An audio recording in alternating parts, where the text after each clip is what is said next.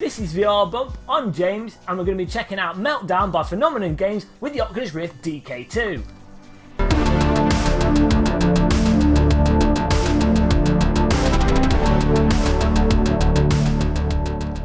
Jumping into the game, you notice that it runs absolutely flawlessly, and nicely it detects the Oculus Rift immediately. So you have to put the Oculus Rift in direct mode, but as long as it's in direct mode and you load the game up, it just loads up onto the screen, onto the Oculus Rift, and you're ready to go. Now you notice in the menu there are some particle effects, which is what they tend to put in every single VR game. Makes you feel a bit like a homeless person stood in front of one of those metal drums with bits of wood sparking off and hitting you in the face, making you question your life decisions. But it looks nice in VR, so that's probably why we have it in every single VR game. Now, I am playing this with a Xbox 360 controller, and I'll explain why it's probably better to use the Xbox 360 controller rather than a mouse and keyboard with this game, but you can use a mouse and keyboard perfectly fine. In fact, that's how I've been playing it for the last couple of hours. Now, let's load on in. Everything loads really fast with this. The menu is absolutely flawlessly smooth on the Oculus Rift. There's no jitter, no jumping or anything like that. But you might notice there's some chromatic aberration on your screen. That's because when recording with OBS, I've had some troubles using the OBS shader. So I'm sorry about that. But if you're just playing this yourself on the DK2, then that shouldn't be an issue at all, and it should all look fine. Now, in Meltdown, there's it really is a traditional sort of arcade shooter where you run around just blowing the crap out of everything, and whilst doing that you get experience, you get some money, which then allows you to unlock different weapons and abilities and trundle on through the entire game. So it really is a sort of classical arcade game, a bit like Smash TV, but as you'll see, it has more of a sort of emphasis on cover mechanics and being careful not to get absolutely destroyed. Let's put currently we've got a head rag on. Let's put a baseball cap, because you know, baseball caps are quite, well, it has to be said, they are cooler than a head rag. Women always prefer a baseball cap over a head rag, so we're going to go for that. We use the right shoulder buttons to, oh, we've got some skills we can add, but we'll ignore them for now. Right shoulder buttons to go to missions, and we're going to start Mission 5 because that's the mission that we're on. Here we go. Now, when the levels load, it's actually quite extraordinary how striking this sort of game is in VR. And we've seen this with other games where you're in a third-person view with the world and the gameplay looking as if it's sort of miniature. And it really does give you the impression that you're looking at some kind of like Warhammer model in front of you. And partly because it's low polygon, partly because it's sort of cartoony shaded, it's not like photorealistic textures. It really does make it look like there's a sort of plastic model there actually that you could reach out and touch. And as I say, because it runs absolutely flawless with no stutter or jitter or anything like that, you do get quite a remarkable sense of presence from this. My camera's glitching a little bit because my DK2 camera's in the wrong place to accommodate my video camera, but if you've got your DK2 camera up high in the middle, you get a massive amount of range with this. Absolutely fantastic. The developer's done a really good job with the VR implementation in terms of getting the user interface in the 3D scene, so it's very comfortable to look at. And of course, when you're actually playing, you know, you're concentrating on what you're doing with your character. You're not particularly looking at the VR interface there, but it's there in the scene, and you can look down and check, oh, where's my health? There's how many bullets I've got. And it's very comfortable to move across. And one of the nice things with VR, in fact, is that you can have that interface information there, and you only need to look at it when you need to look at it. It doesn't have to be on the screen all the time as it is in 2D games. But let's trundle along this platform. Look at these little fans. There's holes in the floor, and you can see in special. Oh, we've activated the enemies. Let's try and get these. There we go. So as you kill enemies, they drop coins. And you get XP, which allows you to unlock stuff. It's pretty much like, you know, a very classic arcadey style shooter. As I say though, I think it's a little bit more tactical than something like Geometry Wars. Geometry Wars is sort of, oh my god, Geometry Wars is all out action, whereas this is more sort of a little bit, you sort of have to take your time a little bit, use a little bit of cover, plan how you're going to take each enemy. decide which weapon to switch to, and you switch weapons using the shoulder buttons. So a little bit slower pace in Geometry Wars and something like Smash TV. But at times it does get very frantic. And the 3D, whoops, just hide behind this water. There we go, the bullet's going over the top of the head. Actually, the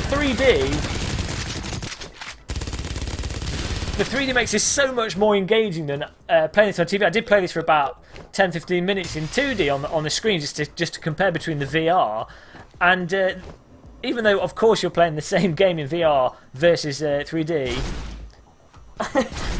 it's so much more involving playing this in VR, because the 3D of the rockets going past and they fly through. Sometimes the rockets will go past your character in game and you think, oh, they're going to hit me in the chest, but obviously they don't, because they're not real. But it's just so much more enjoyable to play this in VR, and surprisingly just so much more comfortable, because you can, I've got my character over there, I can look around, you know. It's just I don't feel trapped to look at a specific view. And with this, as I say, because it is a little bit more tactical than games like Geometry Wars and Smash TV, it's nice to be able to look around and then plan where you're going to go. So we rotate around here.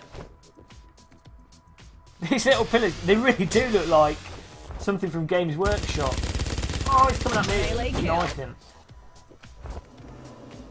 The sounds as well, actually really well done in this. The shotgun has a really nice, satisfying punch to it. The machine gun has a really nice bassy punch to each bullet. And the different enemies, you notice that enemy there with its sort of wheelie tracks, you can hear it sort of trundling along in the distance.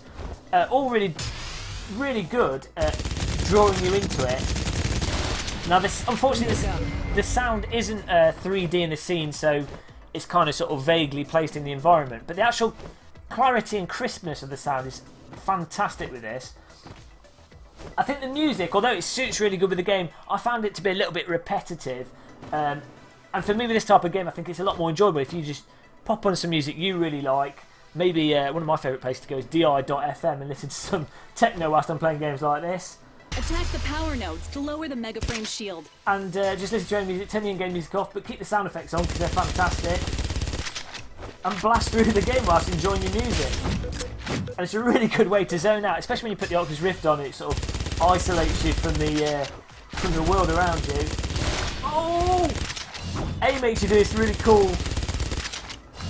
Oh dear. Melee kill. Took a beating from that one. A makes you do a really nice roll.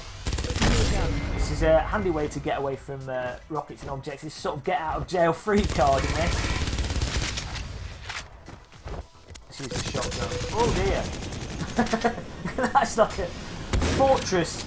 Sluggish. Okay, I think we've got to destroy these first, and then we can get past the fortress.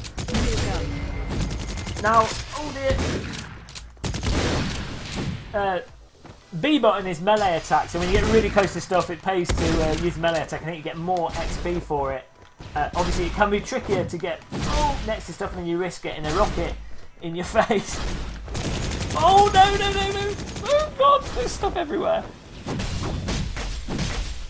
It's really satisfying though when you actually get things timed just right and do a melee kill on things. Now, graphically, as I say, with the VR, it's fantastic, but the stages can look a little bit repetitive. So if you don't get sort of sucked into the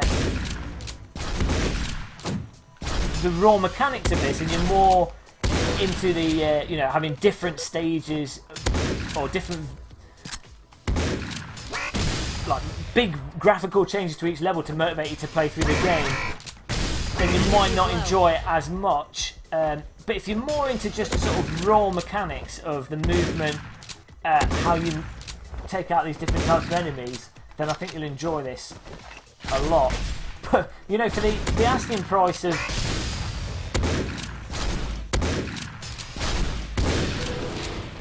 it's under £3 at the moment on Steam because of the Steam sale. Oh dear. Gonna get killed in a second if I'm not careful.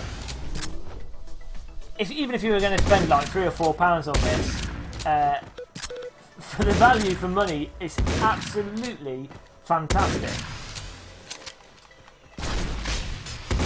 Now, one thing I'm going to show before I finish, I don't seem to be doing very well in this level. I think we're supposed to melee attack these things. Let's have a look. Oh, I'm going to die. Melee kill. Energy is low. Oh no. I can't do this level because I'm talking at the same time. Okay, I think we're supposed to get all 3 of these and then we can attack this because the power is down. Oh no. Okay, well, this is just going to keep going on forever because I need to actually concentrate to beat this sort of end level boss. One thing I wanted to show before I left was playing this with a mouse and keyboard. Now, it's totally playable with a mouse and keyboard, but one reason why you might want to probably play this with a gamepad instead, apart from the fact that you can just sit chill back with your gamepad, is that, let's put it on so we can actually see. Mouse and keys. On the keyboard, the crosshair. Oh. Dude. Oh no. The crosshair on the mouse and keyboard, it isn't, it's sort of always aligned on the floor, but it's always rendered on top of everything, which allows you to always see the crosshair, but it does cause a bit of issue with your eyes because you sort of can't tell what to focus on, because obviously VR is 3D, but the crosshair seems to have been designed for if the game was 2D. And it's one of the aspects it doesn't really translate too well, and can make things feel a little bit uncomfortable. Also, the crosshair tracks where you're looking with your head, which again is a little bit makes it a little bit tricky to play. When you're playing with a controller, the game has a little bit of auto aim on it as well, which makes it easier to play and a lot more relaxed to play. It's a bit more frantic with the keyboard and mouse. So I think that pretty much covers it. We're going to go back to the main menu here because we're failing at this level clearly. In the single player, you've got 30 missions to play through. Each one you have to unlock each one by playing through the previous one. There's plenty of different weapons and upgrades to go through, and you've also got a bunch of skills you can upgrade, which affect your strength, agility, and other special abilities. So, as I say, the main thing is, for the price of under £5 at this point in time, it's an absolutely fantastic title to play with your DK2. If you were sort of like me, waiting for some new VR titles as we're sort of on this in-between period between the consumer VR headsets and the development headsets, definitely pick this up right away. Absolutely fantastic, bags of fun, good arcade shooting game, Meltdown by Phenomenon Games. Thanks for watching this. That was VR Bump. I'm James, and don't forget to click subscribe, like, let us know in the comments what you'd like to see, and I'll see you in my next video. Goodbye.